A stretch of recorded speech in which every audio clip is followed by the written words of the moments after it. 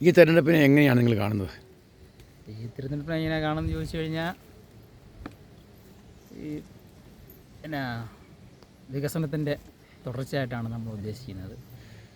നിങ്ങളുടെ കാഴ്ചപ്പാടിൽ ഈ കഴിഞ്ഞ 5 വർഷത്തെ പഞ്ചായത്തിൻ്റെ ഭരണവും ഇടതുപക്ഷ സർക്കാരിൻ്റെ കേരളത്തിലെ ഭരണവും എന്താണ് അഭിപ്രായം?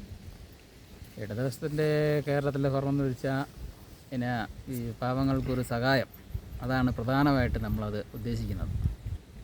പെൻഷൻ പ്രത്യേകം എടുത്ത് പറയുമ്പോൾ, കാരണം അതുകൊണ്ട് ജീവിക്കുന്ന ഒരുപാട് പേര് പാവങ്ങളുണ്ട്. നമ്മുടെ മാത്രം ആലോചിക്കുന്നത്, എന്നാൽ നമ്മളെ കഴിഞ്ഞും താഴെയുള്ളവർ ഒരുപാട് പേരുണ്ട് എന്നുള്ളത് ഈ പെൻഷൻ്റെ കിട്ടിയും അവരുടെ സന്തോഷം അവർ മേടിക്കാൻ പോകുന്നതും ആൾക്കാർ എത്ര ഇടത്ത് പോയി അന്വേഷിക്കുന്നു, മേടിക്കുന്നു, അത് നോക്കുമ്പോൾ തന്നെ നമുക്ക് മനസ്സിലാക്കാം. അങ്ങനെയാണ്.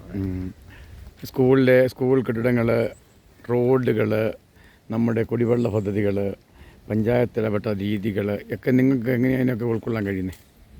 ഇതെല്ലാം ജനങ്ങൾക്ക് നല്ലത് തന്നെയാണ്. കാരണം റോഡാണെങ്കിലും നമുക്ക് അത്യാവശ്യമാണ്, കുടിവെള്ളം അതുപോലെ അത്യാവശ്യമാണ്.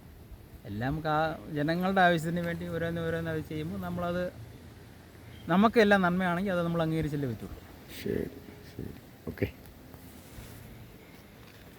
ഇടുക്കിയിലെ പ്രധാന കൃഷികളെന്ന് പറയുന്നത് കാപ്പി, ഏലം, തേയില ഒക്കെയാണ്.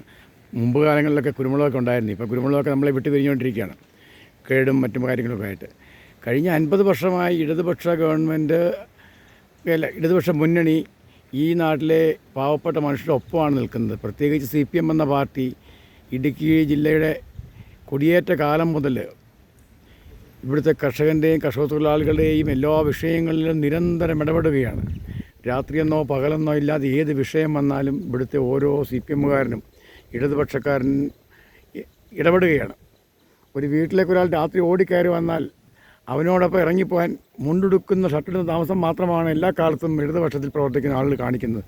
വണ്ടി വിളിക്കാൻ പറയുകയോ അല്ലെങ്കിൽ അവൻ്റെ രാഷ്ട്രീയമോ മതമോ ഒന്നും ചോദിക്കാതെ രാപ്പകൽ ഇടപെടുന്ന പ്രസ്ഥാനത്തിൻ്റെ പേരാണ് CPM. അതുകൊണ്ട് നിങ്ങളുടെ എല്ലാം വിലയേറിയ വോട്ടുകൾ ഇടതുപക്ഷ ജനാധിപത്യ മുന്നണി സ്ഥാനാർത്ഥികൾ ചെയ്ത് ഇടതുപക്ഷ മുന്നണിയെ വീണ്ടും അധികാരത്തിൽ കൊണ്ടുവരണമെന്നാണ് നമുക്ക് ഈ അവസരത്തിൽ പറയാനുള്ളത്.